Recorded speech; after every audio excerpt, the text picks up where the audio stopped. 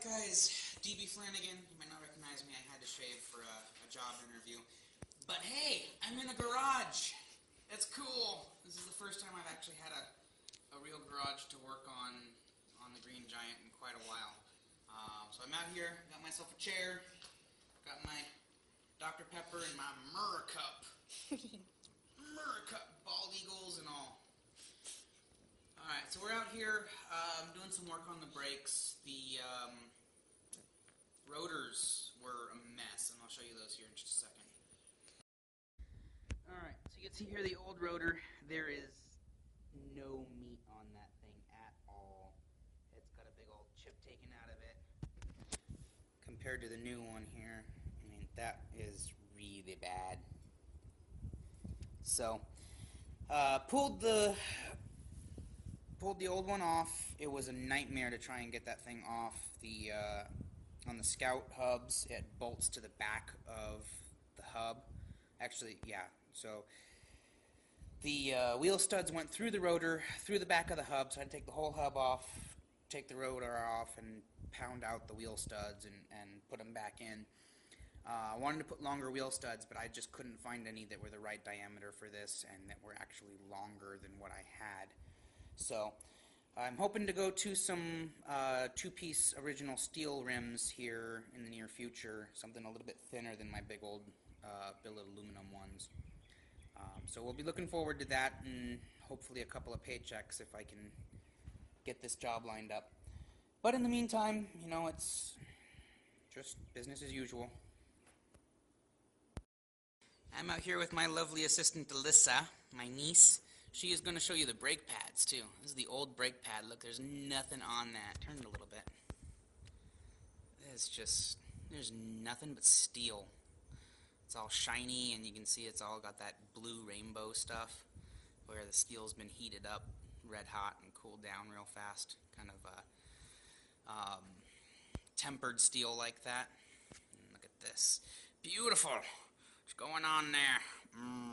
Nice, thick, meaty brake pad. Good for stopping. Alright, so we're going to tear into the passenger side and see if hopefully that goes a little bit easier than the driver's side did. I'm not looking forward to it, but it's got to be done because now I pull to the left and that's no good. So, even a mountain. I'll get back to you in a couple hours when I got this all put back together, I hope. Alright guys, so it's terrible. I pulled this thing apart and ran into the same problem with the retainer nut that's in here, or retainer ring that's in here. I got a spanner wrench and I broke it trying to get the thing off. It's just that bad. These things are that tight. But I took my calipers here and I put them on the rotor, on the old rotor, and then compared it to the new rotor here, and there's only about a hair's width difference. I also took the brake caliper off and spun this with a screwdriver against it to check if it's got any warp to it, and it seems pretty straight. So I think the old rotor is going to be okay. Save myself the 8 hours of trying to get that ring off and back on. I did replace the brake pads. The new ones I got have about 2/3 more meat on them.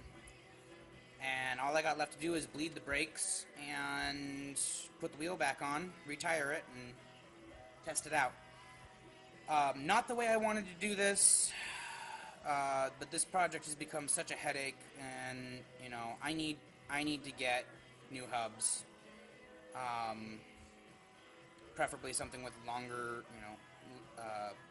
longer wheel studs, new locking hubs, and something with the rotor on the outside of the hub, not the hub mounted to the rotor.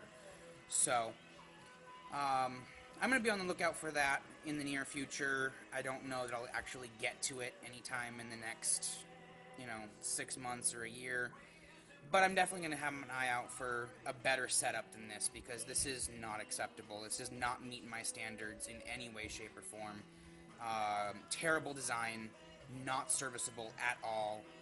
Um, but for now, this will do. I've got lots of meat on the rotor and got brand new brake pads.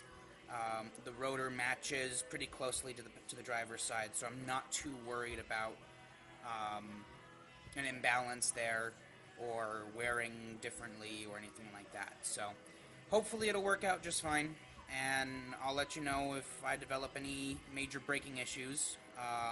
You can pretty much guarantee I'll make a video about it. So enjoy your weekend, guys. Hopefully you can be out there on some trails and not stuck in a garage like me, but if you are, there are some much worse ways to work on a Jeep. I got a garage, I got a stereo, I got a chair, I got some Dr. Pepper. Life is good. So, enjoy your weekend, and see you guys out there.